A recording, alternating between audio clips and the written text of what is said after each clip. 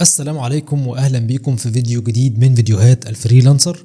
في الفيديو ده احنا جايين نتكلم عن الخدمات الممنوعة في منصة خمسات للعمل الحر والفريلانس. لازم تبقى عارف يا صديقي ان منصة خمسات عاملة زي قائمة كده او ليست بالخدمات الممنوعة ان انت تنشرها داخل منصة خمسات، وفي الفيديو ده هنذكر الخدمات دي عبارة عن ايه بحيث تتفاداها، ولو بتفكر تنشر خدمة من الخدمات دي افضل ليك من البداية ما تنشرهاش علشان حسابك نفسه خمسات ما توقفوش او تجمده او تلغي حسابك اصلا من خمسات. فكمل الفيديو للاخر ويلا بينا نبدأ. اي خدمة فيها شكل من اشكال الاحتيال والتضليل او النصب لازم تبقى عارف ان منصة خمسات اول ما بتراجع الخدمة وبتلاقيها كده فورا بتلغيها او بترفض الخدمة بتاعتك. كمان لازم تبقى عارف ان الخدمة بتاعتك لازم تكون مكتوبة باللغة العربية الفصحى، فلو انت كاتب الخدمة بتاعتك او واصف او كاتب العنوان او الوصف بتاعك باللهجة الدارجة او اللهجة العامية بتاعت بلدك او دولتك، في فرصة كبيرة ان خمسات ترفض الخدمة بتاعتك، وهي اوريدي هتقول لك سبب الرفض ايه بحيث ان انت تعدله وتنزله تاني. عندك من ضمن الخدمات الممنوعة في خمسات هي الخدمات السياسية او الطائفية دينية او اي كانت، كمان خدمات الفتاوى والرؤية الشرعية او اي حاجة متعلقة بيها، دي من ضمن الخدمات الممنوعة في خمسات. خدمات السبام طبعا اللي احنا قلناها قبل كده، ودي اللي فيها نوع من انواع الاحتيال او التضليل للمشتري. عندك كمان الخدمات المنخفضة الجودة، وعندك كمان الخدمات اللي انت ممكن تقول فيها ان انت ممكن تنشئ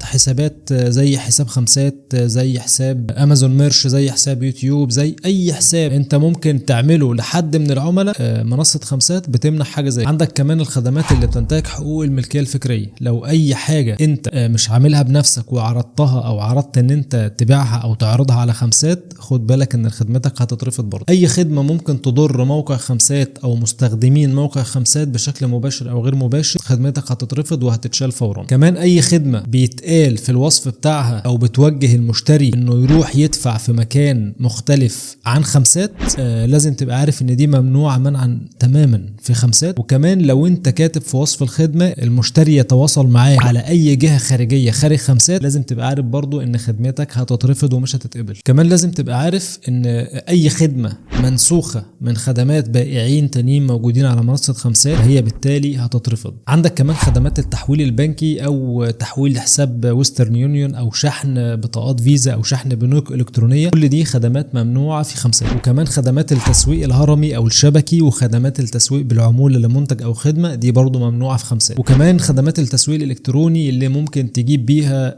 زوار لموقع بطريقة غير شرعية او متابعين او عدد لايكات لصفحات فيسبوك او مشتركين يوتيوب، كل ده لو بشكل غير شرعي منصة خمسات هتعرف من خلال وصفك للخدمة او من طريقة نشرك للخدمة وهترفض الخدمة بتاعتك برضو. لازم كمان تبقى عارف ان خدمات اعداد البحوث للطلبة ومشاريع التخرج دي من ضمن الخدمات الممنوعة في خمسات. وطبعا الخدمات الطبية دي خدمات ممنوعة في خمسات علشان دي حاجة بتمس الصحة وممكن تأثر بالسلب في خمسات، بتمنع اي خدمات طبية على المنصة. وكمان لازم تبقى عارف ان اي خدمة انت كاتب في الوصف ان العميل يبعت لك بطاقة الائتمان بتاعته او بيانات البطاقة بحيث تدفع بيها او اي حاجة فيها كلام شبه كده، لازم تبقى عارف ان دي حاجة ممنوعة في منصة خمسات وخدمتك هتترفض. لازم تاخد بالك ان كل الخدمات الممنوعة اللي احنا ذكرناها من شوية لو انت عملتها في منصة خمسات ممكن خدمتك تترفض بس، ومنصة خمسات توضح لك سبب الرفض ايه. لو انت كررتها اكتر من مرة ممكن حسابك نفسه يتوقف او يتحذف من خمسات. فخد بالك من الخدمات اللي احنا ذكرناها دلوقتي، ولو عندك اي سؤال يخص خدمة انت حابب تنشرها تقدر تبعت لنا على وسائل التواصل اللي تحت، موجود تحت حساب الانستجرام بتاعنا وموجود صفحة الفيسبوك تقدر تبعت لنا، وكمان حساب التيك تقدر تبعت لنا مسج وهنرد عليك وهنساعدك ما تقلقش. ولو وصلت لحد هنا وحابب تتعلم اكتر عن منصة خمسات وازاي بنشتغل كفريلانسر وازاي تنجح كفريلانسر، اعمل لايك للفيديو واشترك في القناة علشان يوصلك كل الفيديوهات اللي احنا هننزلها، وبالتوفيق ليك يا صديقي.